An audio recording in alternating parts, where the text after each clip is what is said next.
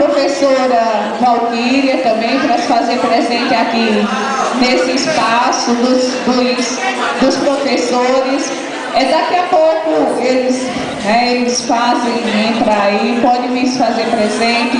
E outra coisa, gente,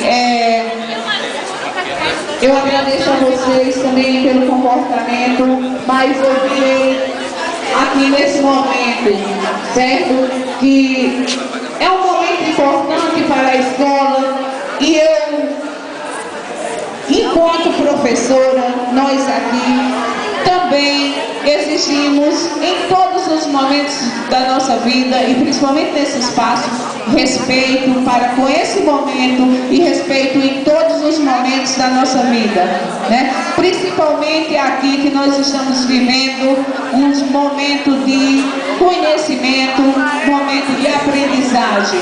Então, quem não se comportar, infelizmente, a gente vai chamar a atenção e é muito feio. Então, respeito acima de tudo, certo?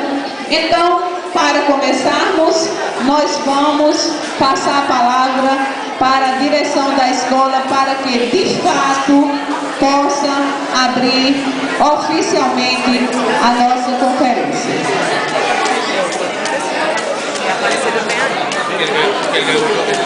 Que